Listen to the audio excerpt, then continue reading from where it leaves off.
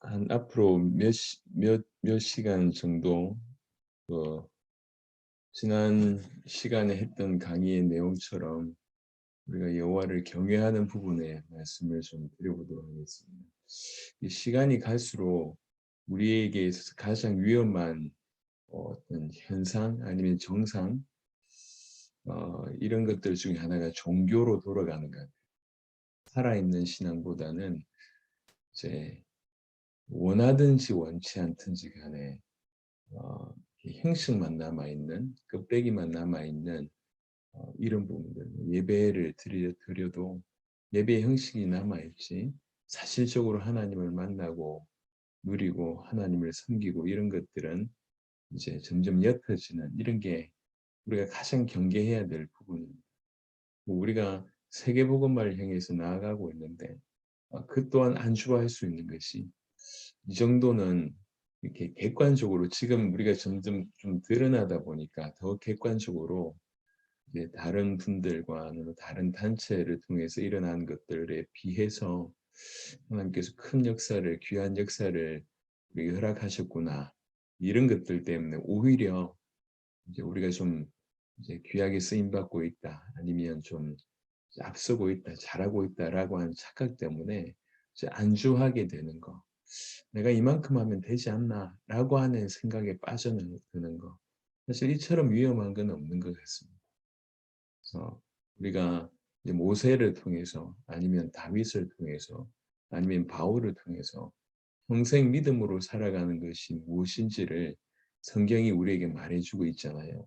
그러니까 우리 모두가 그분들처럼 신앙의 모델을 아니면 이렇게 살아야 될 것을 성경이 우리에게 말씀하고 있기 때문에 그 말씀에 비추어서 날마다 우리를 이제 계속 그리스도 예수 앞에 복음 앞에 세우고 계속 발전해 성장해 가는 것이 올바르다 싶습니다. 분명 우리의 죄는 그 정죄는 죄의 책임은 사라졌지만 여전히 우리는 죄성이라고 하는 것이 아주 시퍼렇게 남아있기 때문에 순간순간 우리를 죄로 우리를 어두움에로 이제 죽음에게로 계속 그 죄성은 우리를 끌고 가고 있습니다. 우리가 성령 충만하지 않으면 그리고 진실로 하나님을 섬기는 그런 비밀과 힘이 없다고 하면 이제 100% 넘어질 수밖에 없다. 과거에 암만 훌륭한 일을 했어도요. 우리나라의 큰 교회 목사님들이 큰 역할들을 많이 하셨습니다. 그러니까 사람들이 그렇게 많이 모여서 큰 교회가 되잖아요. 큰 교회가 되고 난 이후에 그 이제 마지막 모습이 별로 좋지 않은 모습들이 이제 있는 걸 보지 않습니까? 다 그런 건 아니지만요. 근데 그분들이 원래 처음부터 사기꾼이며 형편없었냐? 그렇지 않습니다. 예. 누구보다도 기도 많이 하고 누구보다도 신학 공부 많이 하고 누구보다도 앞서서 열심히 있던 사람들입니다. 그 사람들이 맨 앞에 서서 그래서 한때 수많은 사람들이 영혼을 움직이고 많은 사람들의 영향을 줬던 분들이에요. 근데 시간이 가면서 하나씩 둘씩 이렇게 넘어가기 시작을 하면서 결국에는 불신자가 보더라도 손가락질할 만한 또 어떻게 보면 교회 안에서 가장 복음에 위배되는 예컨대 WCC 같은 저 단체를 끌고 있는 목회자들 전국에서 큰 교회들입니다. 예. 전국에서 이름난 교회들이고요. 적지 않은 사람들이 신학을 많이 한 사람들입니다. 예. 그런데 천주교 그다음에 뭐 심지어 이슬람 무당들 뭐 이런 타 종교와 이제 같이 연합하고 그 안에도 구원이 있다고 뭐 어떻게 보면 굉장히 큰 그릇답게 얘기하는 것 같은데 전혀 복음 반대편에 서게 되거든요. 이럴 수 있나 싶을 정도로 넘어갑니다. 지금 우리 좀 정치에 앞장서 있는 저런 목회자들 이런 분들 보면 굉장히 나름의 어떤 영향을 끼치는 분들이에요. 나름 열심히 했고 뭐 교회도 성장시켰고 합니다. 근데 마지막에 이렇게 빠져들지 않습니까? 그만큼 이 사단이 넘어뜨리는 그 무기와 도구라고 하는 것은 무시무시합니다. 우리가 안일해서는 안주해서는 아니면 그냥 종교성에 사로잡혀서는 절대로 그 부분을 넘어설 수가 없다는 것을 우리가 명확하게 알아야 됩니다. 우리를 대적하고 있는 사단은 우리가 생각하는 것보다 훨씬 강한 존재입니다. 그래서 정확하게 우리가 제대로 알고 또 그러니까 예수님께서 늘 얘기하셨던 그 깨어있는 신자로 살아야 될 것이다 생각합니다. 그래서 이제 여호와를 경외한다 이 부분들을 이제 앞으로 몇 주간 계속 좀 보겠는데요. 그 무슨 단어인지는 아시잖아요. 근데 감은 잘 안 올 것 같습니다. 두려워하면서 존경하고 사랑한다는 말인데 내가 여호와를 경외하는 것 같기도 하고 또 아닌 것 같기도 하고 내가 주님을 무시하지 않고 그다음에 주님을 위해서 사는 거 보니까 경외하는 것 같은데 또 성경에 있는 인물들과 비교해 봤을 때 한참 아닌 것 같고 이럴 수 있잖아요. 그래서 여호와를 경외한다라고 하는 것들을 성경을 통해서 어떤 것인지를 조금 윤곽이라도 좀 그려야 되겠다. 저는 성경에 참 이러이러한 사람은 여호와를 경외하는 사람이다. 이런 표현들이 있는 몇몇 구절을 보겠습니다. 우리 잘 아는 욥기 말씀을 보시면요. 욥기 1장에 1절에 욥에 관해서 설명하시기를 우스 땅에 욥이라 불리는 사람이 있었는데 그 사람은 온전하고 정직하여 하나님을 경외하며 악에서 떠난 자더라. 이렇게 되어 있습니다. 그러니까 욥에게 하나님을 경외하는 자다. 그래서 욥의 신앙이 어떤 것인지를 우리 욥의 기사에 대해서 잘 알고 있지 않습니까? 그 중에도 하루아침에 이 자녀들을 잃고 재산을 잃는 그런 상황에도 욥기 1장 잘 아시는 내용입니다. 21절에 이르되 내가 모태에서 알몸으로 나왔사온즉 또한 알몸이 그리로 돌아가올지라 주신 이도 여호와시요 거두신 이도 여호와시오니 여호와 이름이 찬송을 받으실지니어다 하고 이렇게 되어 있습니다. 도대체 여호와를 경외한다는 말이 뭔가라고 얘기할 때 욥의 모습을 통해서는 이런 부분을 좀 볼 수가 있습니다. 빠르게 보겠습니다. 출애굽기 1장을 보시면 출애굽기 1장에 보시면 전혀 잘 알려지지 않는 사람이 나옵니다. 근데 우리에게 대체 여호와를 경외한다는 건 뭐지? 여호와를 경외하는 사람이라고 하는 건 뭐지? 라고 하는 것에 좀 힌트를 줄 만한 분들이 등장하는데요. 출애굽기 1장 15절부터 보겠습니다. 출애굽기 1장 15절 애굽 왕이 히브리 산파 십브라라 하는 사람과 부하라 하는 사람에게 말하여 이르되 너희는 히브리 여인을 위하여 해산을 도울 때에 그 자리를 살펴서 아들이거든 그를 죽이고 딸이거든 살려두라. 그러나 산파들이 하나님을 두려워하여 애굽 왕의 명령을 어기고 남자 아기들을 살린지라. 애굽 왕이 산파를 불러 그들에게 이르되 너희가 어찌하여 이같이 남자 아기들을 살렸느냐. 산파가 바로에게 대답하되 히브리 여인은 애굽 여인과 같지 아니하고 건장하여 산파가 그들에게 이르기 전에 해산하였나이다 하매 하나님이 그 산파들에게 은혜를 베푸시니 그 백성은 번성하고 매우 강해지니라. 그 산파들은 하나님을 경외하였으므로 하나님이 그들의 집안을 흥왕하게 하신지라. 여러분 짧은 기록입니다. 짧은 기록이지만 사실 무시무시한 일입니다. 이제 이스라엘 백성들이 애굽에 지금 노예가 된 상태인데 그 애굽 왕이 직접 두 명을 불러가지고 직접 명령한 그 대목이에요. 그러니까 이제 우리 일제시대 때를 기억해 보시면 일제시대 때를 기억해 보시면 일본의 천 왕이 일본의 그 황제가 이제 그 산파들 두 명 불러가지고 꼭 집어서 두 명 불러가지고 야 니네 출산할 때 가서 도울 때 남자애들은 다 죽여 이렇게 이제 명령을 한 거예요. 이게 살뜰리는 명령이고 그 명령을 어긴다는 얘기는 사실 죽음을 각오해야 되는 얘기예요. 근데 이 산파들은 하나님을 경외하는 산파들이었어요. 하나님을 경외하니 하나님을 위해서 뭘 해야 되는가를 정확하게 알고 있는 거예요. 그것에 목숨 걸고 순종하고 자기가 죽을 수 있는 상황이지만 하나님을 위하여 하나님의 뜻을 위하여 하나님이 이걸 원하시니 자기의 목숨을 걸고 그럼 여러분 하나님을 경외할 때 경외하는 마음으로 이 땅을 살아갈 때에 정말 많은 충돌이 사실은 있습니다. 큰 것에서부터 작은 것까지. 우리 아이였을 때부터 노년에 이르기까지. 왜 그러냐면 전부 하나님을 경외하는 문화가 아니거든요. 적당하게 타협하고 적당하게 속이고 밟고 일어서고 죽이고 넘어서고 이런 것들이잖아요. 이런 문화다 보니까 내가 하나님을 섬기는 마음으로 경외함으로 뺨을 때려도 두들겨 맞고 분명히 하나님을 경외함으로 핍박을 받는 그런 상황인데도 불구하고 그것을 그 불구덩이에 일부러 걸어 들어가고 보통 얘기가 아니잖아요. 그러니까 도대체 하나님을 경외한다는 것이 뭡니까? 라고 얘기할 때 몇 가지 예를 좀 말씀을 드린 겁니다. 이 히브리 산파 같던 이 십부라라고 하는 사람, 부하라고 하는 사람들의 모습을 통해서 우리 삶 속에서 여호와를 경외한다는 것이 무엇인지를 이렇게 봅니다. 너 이렇게 안 하면 죽어? 어?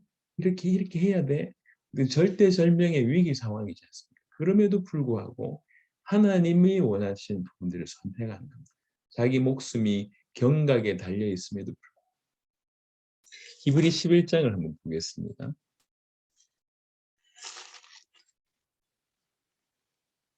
히브리 11장 7절에 노아에 대해서는 딱 한 구절 얘기하고 있는데요. 히브리 11장 7절에 믿음으로 노아는 아직 보이지 않는 일에 경고하심을 받아 경외함으로 방주를 준비하여 그 집을 구원하였으니 이로 말미암아 세상을 정죄하고 믿음을 따르는 의의 상속자가 되었느니라. 이로 말미암아 후반부는 그냥 나타나는 결과의 결론이고요. 믿음으로 노아는 아직 보이지 않는 일에 경고하심을 받았다는 거죠. 우리가 익히 알기로는 그때 당시에는 이제 비도 오지 않는 그런 상황. 그런데 홍수가 날 거래요. 물이 이렇게 덮을 건데, 그래서 산 꼭대기에 방주를 짓지 않습니까? 우리가 알기로는 한 120년을 짓게 돼요. 여러분, 이게 그냥 있을 수 있는 일이 못 된다는 거예요. 있을 수 있는 일이 못 돼요. 야, 전혀 본 적이 없는데 비라는 것들을 본 적이 없고 홍수라는 걸 경험해 본 적이 없어요. 노아 인생 수백 년 동안 단 한 번도 그런 일이 없었습니다.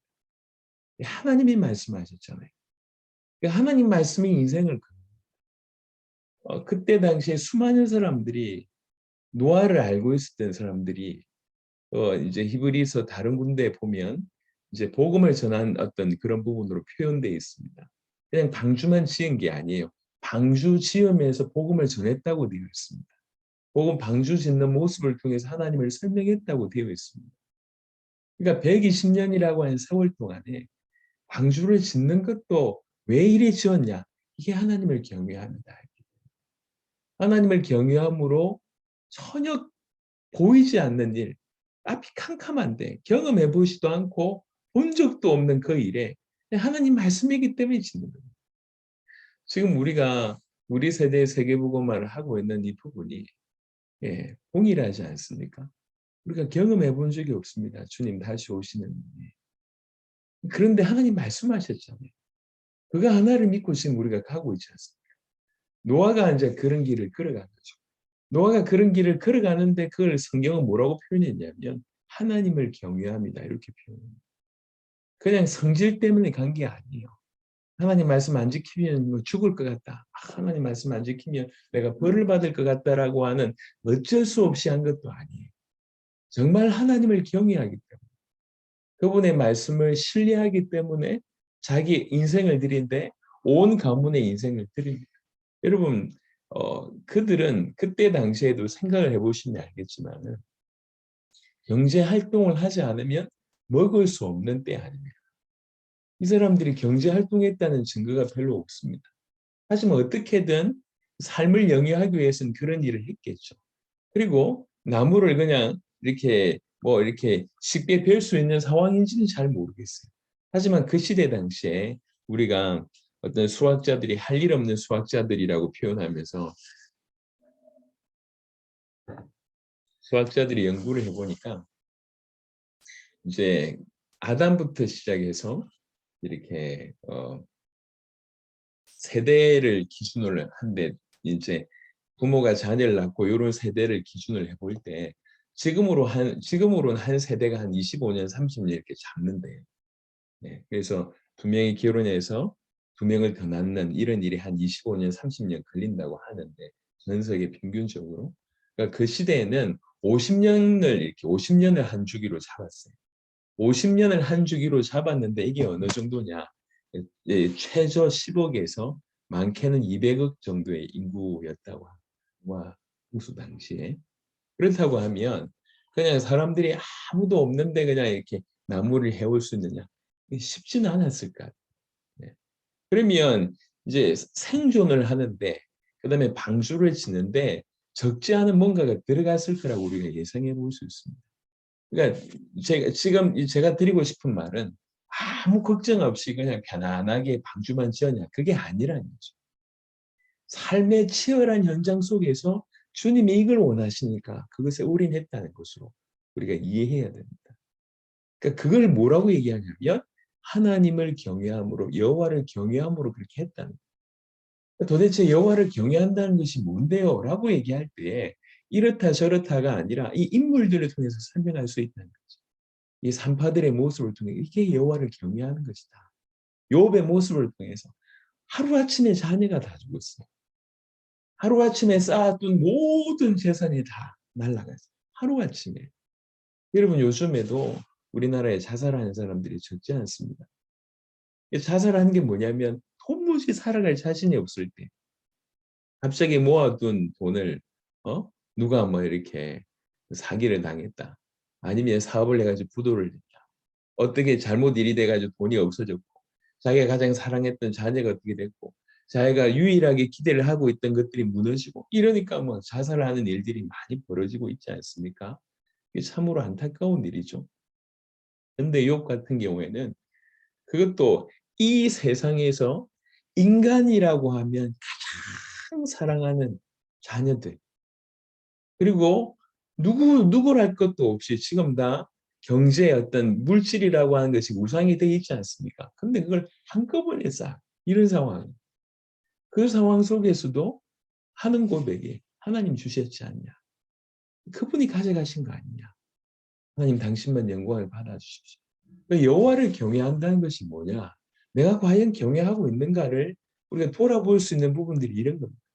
그리고 여러분 잘 아는 유명한 구절이 창세기 22장입니다.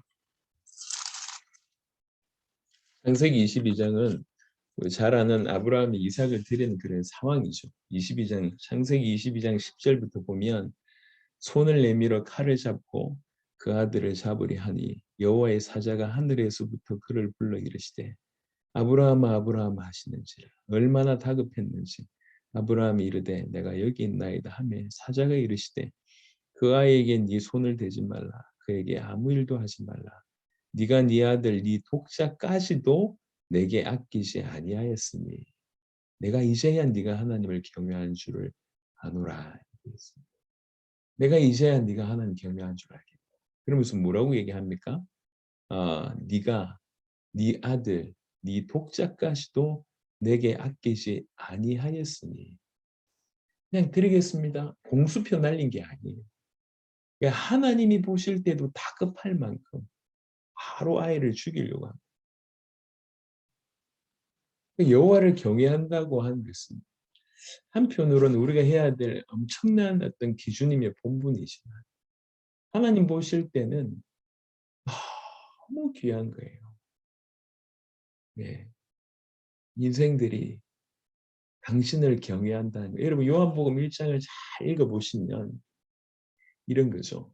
요한복음 1장 10절 11절 이런 데 보면 자기 땅에 왔는데 자기 백성이 자기를 영접지 않는 거죠. 그런데 그 와중에 영접하는 자가 있다. 그러니까 그 자에게 하나님 자녀가 되는 권세를 주신다. 이렇게 되어 있지 않습니까? 자기 땅에 왔는데 아무도 알아주지 않아요. 예. 지금 이 땅에 예수님 오신다고 할 때에 우리의 신앙을 보실 때 어떤 생각을 가지실까? 가끔 그런 생각을 많이 하게 됩니다.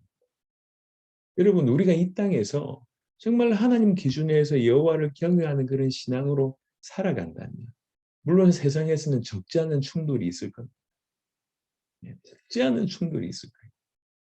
엄청난 일이 벌어질 것입니다. 우리가 지금 타협해서 그렇지 진실로 여호와를 경외하는 부분으로 A부터 Z까지 한다고 하면 정말 많은 부분들을 수정을 해야 됩니다. 하지만 그렇게 수정하면서 계속 세상과는 충돌하지만 오직 주님을 기쁘시게 하고 주님을 영화롭게 하고 주님을 경외한다고 할 때 우리 주님이 얼마나 기뻐하실까요? 여러분 만약에 아브라함이 드릴 때 그 옆에 사라가 있었으면 이런 일이 가능했겠습니까? 당장 옆에 마누라부터 말렸을 거예요. 이런 하나님을 경외하며 살아간다는 것이 이게 너무 귀한 일입니다. 그래서 너무 많은 반대가 있는 거죠. 지금 너무 많이 사라져 있습니다. 그러니까 어느새 익숙한 종교만 남아있는 거예요. 제가 좀 외람되지만 머지않아 제가 이제 제 모 교회에 가서도 이제 이 하나님의 역사, 그래서 장세복을 간증할 날이 머지않아서 오리라고 저는 개인적으로 생각을 하지만 제 모교회에서 한 700명 정도 성도가 됐어요. 제가 어릴 때부터 다녔던 그 교회가. 적지 않았습니다.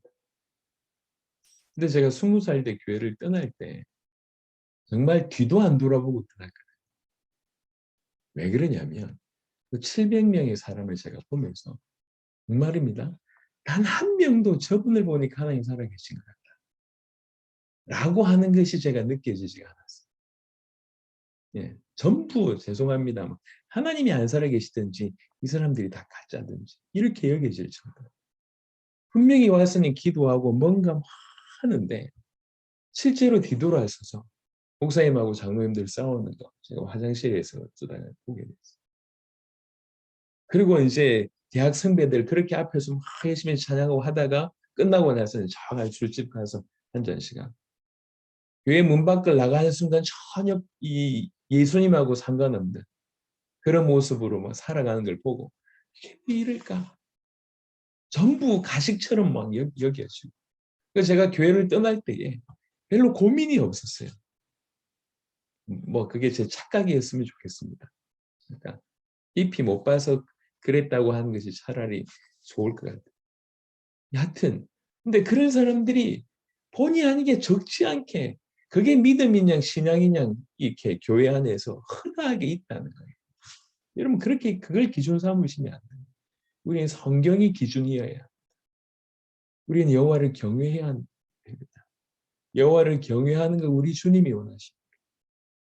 도대체 어쩌란 말입니까? 라고 물어볼 때에 우리에게 이렇게 중요한 인물들이 있습니다. 이들처럼 진실로 여호와를 경외하기 위해서 자기 인생 전체를 드리는 거예요.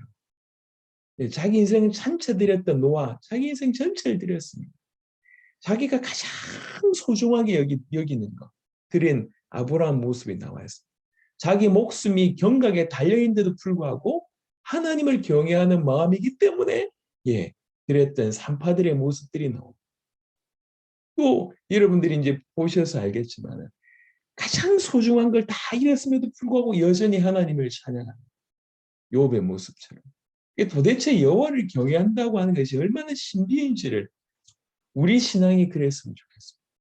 여러분 한 명 한 명이 모델이었으면 좋겠습니다. 우리 권사님들, 장로님들, 우리 교육자들, 우리 청년들, 스태프들, 선교사들, 간사들 다 있지 않습니까?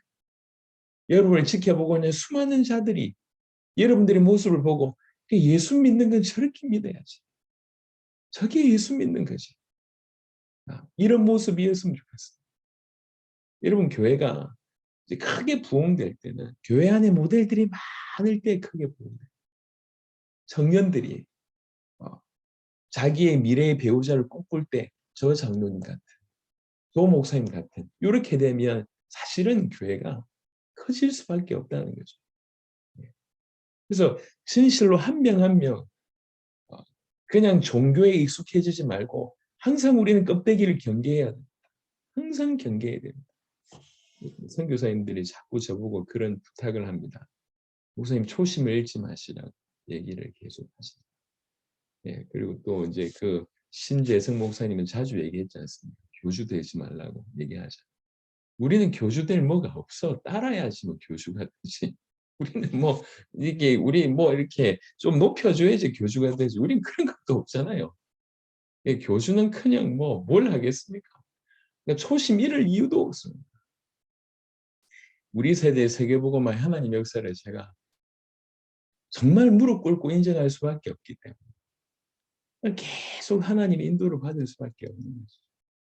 껍데기로는 경계해야 돼요. 제가 최근에 여러 생각을 참 많이 합니다. 이제 코로나가 이제 조금씩 어떻게 보면 너무 확산되다 보니까 뭐 이렇게 그냥 이제 뭐 좀 편안하게 넘어서는 것 같은데 그러다 보니까 오프라인 모임으로 뭔가를 많이 진행하잖아요. 정말 외치는 소리는요. 큰 걸 외치고 있어요. 민족 복음을 해야 된다. 북한 복음을 해야 된다. 하는데 제 마음에 안타까움이 참 많아요. 그냥 열심히만 하는 거예요. 열심히. 정말 그 열심은 따라갈 수가 없는 거예요. 열심히만 하는 거예요. 빠른 시간에 주님 오실 길을 준비해야 되는 부분에 대해서는 귀를 막고 있고 눈을 감고 있는 거예요. 민족 복음화 열심히 하면 언젠가 되겠지 이런 생각을 하시는 거예요. 북한 복음화 하면서 막 이렇게 저풀성한 사람들 도와야 되지 않냐 헌금도 하고 모임도 하고 기도회도 하고 뭔가를 하는데 이게 언제까지 그런 건 전혀 없어요. 열심히 모여서 기도회만 하면 어떻게 되는갑다 이런 식으로 생각을 하고 계십니다. 그런 걸 볼 때마다 참 안타까움이 많아요. 진짜 끝내고 싶은 건지 진짜로 복음화를 하고 싶은 건지라고 하는 생각을 할 때가 많습니다. 여러분 우리 굉장히 경계해야 됩니다. 껍데기만 남아있는 거 굉장히 경계해야 됩니다. 그래서 껍데기만 남아있는 걸 경계한다라고 하는 달리 표현으로 우리가 일평생 내실 가지고 올바로 신앙생활을 할 수 있으려고 하면 참으로 여호와를 경외하는 자로 살아야 됩니다. 노아처럼, 이 욥처럼, 이 히브리 3파처럼, 심지어는 이 귀중한 아브라함처럼 여호와를 참으로 경외하는 자가 되어야 되겠어요. 내가 교회에 얼마나 사역을 했고 얼마나 헌신했고 이 당세복에 어떤 역할을 했고 하나님께서 나중에 다 상급을 주시겠죠. 하지만 그것이 우리로 하여금 안주하게 만들거나 그것이 나로 하여금 더 열심히 뛰지 못하게 하는 장애가 된다고 하면 그것 자체가 비참하다는 얘기예요. 차라리 아무 역사도 안 일어났다고 하면 끝까지 갈 것인데 뭔가 조그만 걸 했다는 것 때문에 걸려 넘어질 수 있다는 거죠. 하나님은 참으로 우리가 당신을 경외하기를 원하십니다. 여호수아 4장을 한번 보겠습니다.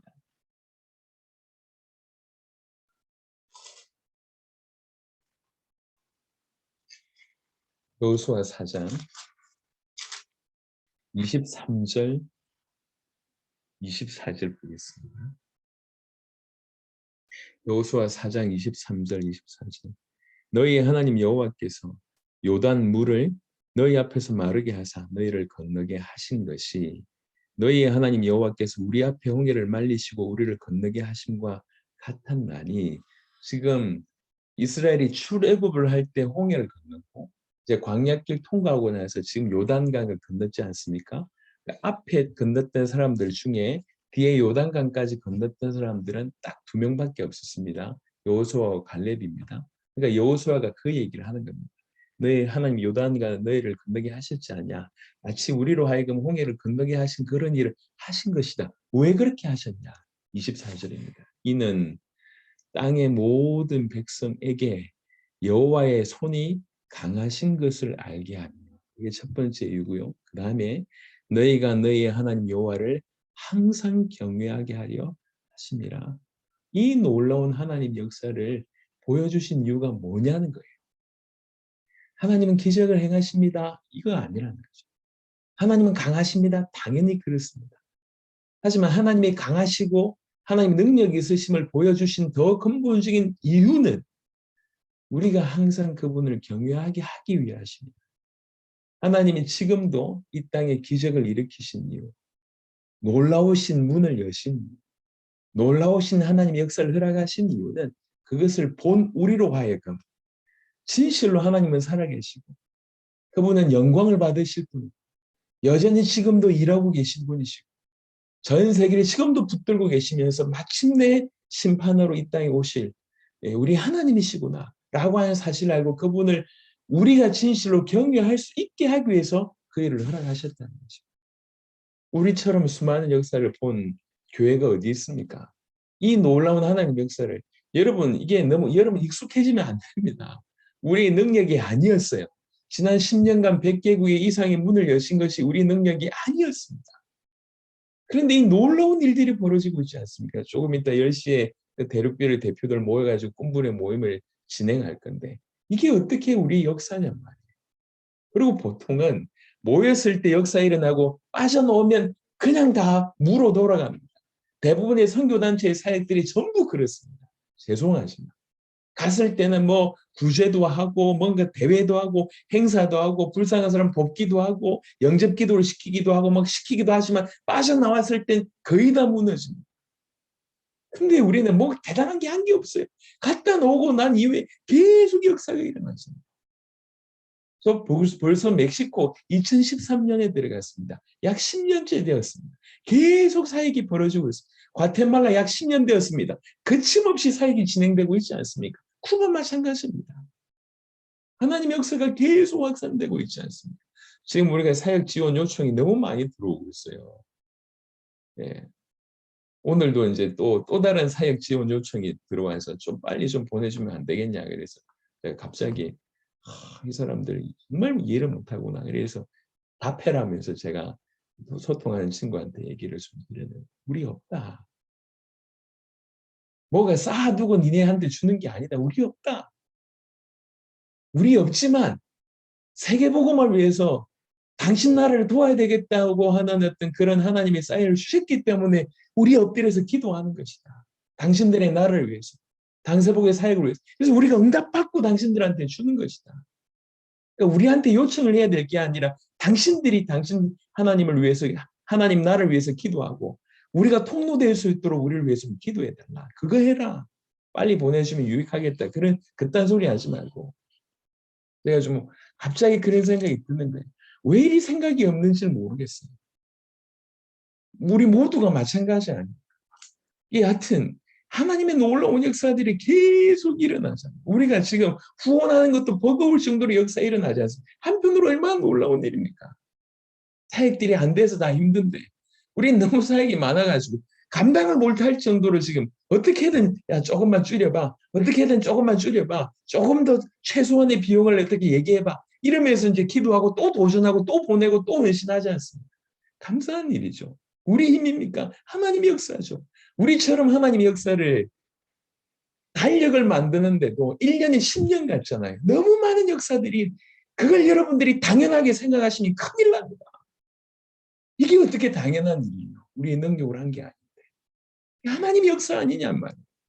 이처럼 놀라운 하나님의 역사를 허락하신 이렇게 기적을 허락하신 이유가 뭐냐? 너희로 하여금 항상 여호와를 경외하게 하시려고 하나님 허락하셨다. 여호수아가 지금 그렇게 얘기하고 있습니다.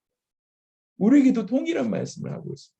여러분 역사를 조금 보여주고 믿으라고 하면은 사실은 뭐 이렇게 잘 안 믿어도 책임이 없지만 우리는 큰일 납니다. 이렇게 많이 보여주고 나서도 정신 못 차리면 우리는 진짜 큰일 난다니까. 이런 놀라운 하나님의 역사를 보고도 헤매고 있다. 큰일 날 일이요 우리는. 이어서 경계해야 됩니다. 그러니까 말을 달리 해보면 하나님이 우리로 하여금 당신을 경외하는 그 인생을 얼마나 원하시는지를 이 본문을 통해서 볼 수 있지 않습니까? 우리가 참으로 주님을 높이는 것을 너무 기뻐하십니다.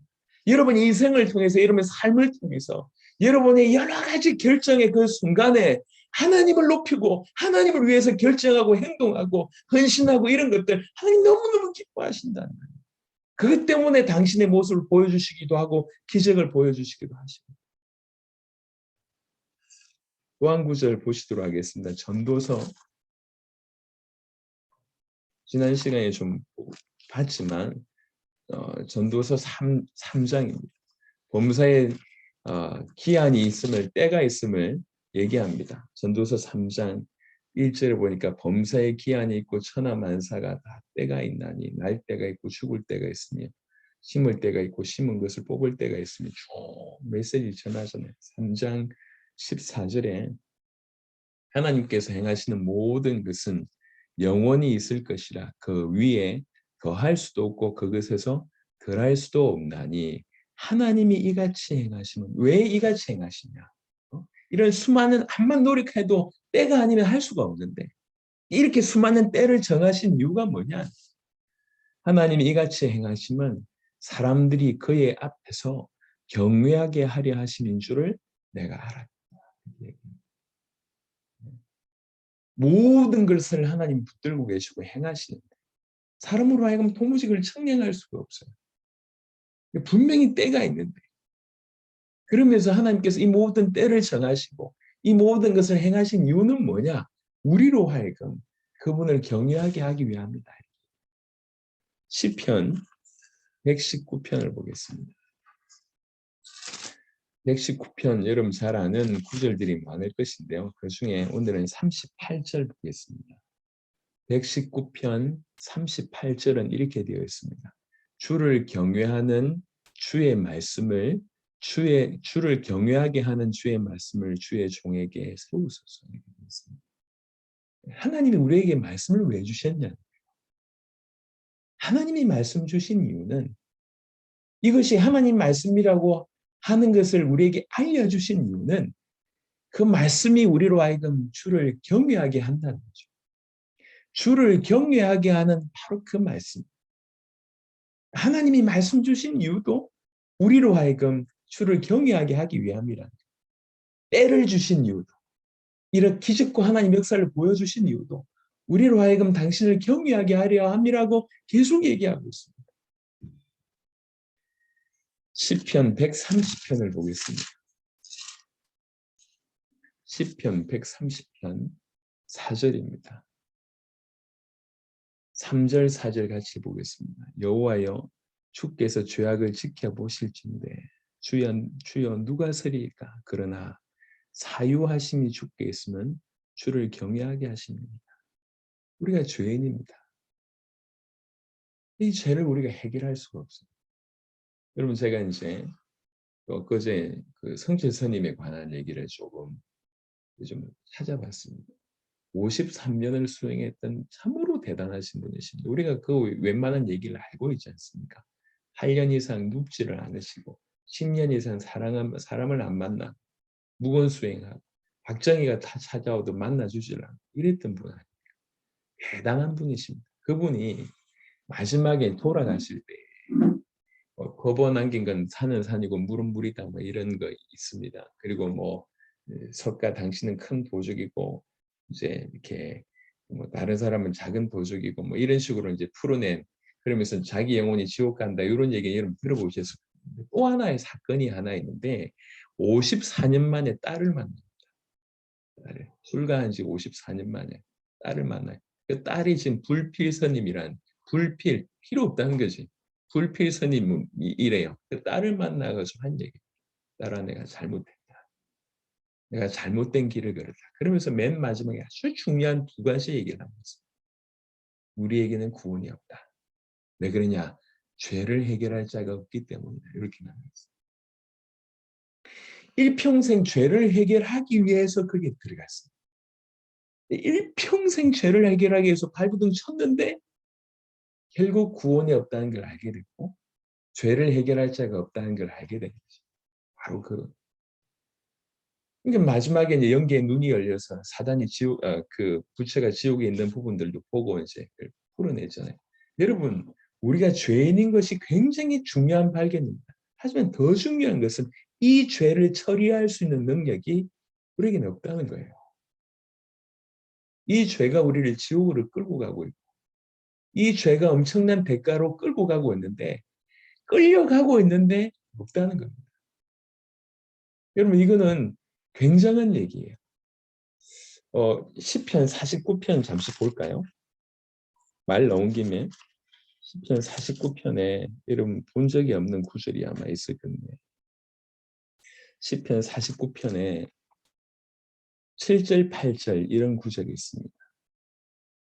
시편 49편 7절, 8절 아무도 자기의 형제를 구원하지 못하며 그를 위한 속전을 하나님께 바치지도 못할 것은 그들의 생명을 속량하는 값이 너무 엄청나서 영원히 마련하지 못할 것입니다. 한 사람이 구원받지 못하고 꺼져가고 있는데 거기에서 그 사람을 건져내려고 하면 그 값이 너무 엄청나다. 어느 정도 엄청나냐? 영원히 해도 못 갚을 정도로 엄청나다. 우리의 영혼을 건져내는 이 값이 어느 정도냐? 측량을 할 수 없다. 우리가 영원히 산다고 해도 절대로 건져낼 수 없을 정도로 생명을 죽음 가운데서 다시 살게 하는 거. 이거 엄청나다는 거예요. 우리에게는 그럴 능력이 없고 영원히 산다고 해도 할 수가 없다는 거예요. 그래서 그리스도의 피값을 우리를 건진 겁니다. 그 그리스도의 피값이 바로 이 속전이 되는 건데 영원히 산다는데 그 그리스도의 피값에 우리가 견줄 수 있겠냐 말이에요. 없습니다. 이 평생 그런 상황. 다시 시편 130편으로 돌아오셔서 여호와의 주께서 죄악을 지켜보실진대 주여 누가 쓰리까? 그러나 사유하심이 주께 있으면 죄를 사해 주심이 주께 있으면 왜 그러냐? 왜 우리를 죄를 사해 주셨냐? 뭐라고 얘기합니까? 주를 경외하게 하심입니다. 우리의 죄 가운데서 우리를 건져내신 이유가 뭐냐? 주를 경외하게 하심입니다. 이렇게 되어 있습니다. 하나님이 우리로 하여금 우리 인생이 당신을 진실로 경외하게 하기 위하여서 때론 기적을, 때론 역사를 보여주시고 때론 말씀 자체를 우리에게 주시기도 하고 또 때로는 때를 정하셔서 도무지 청량할 수 없기도 하시고 또 우리를 우리 모든 죄를 사시면서 하나님을 경외하기를 원하십니다.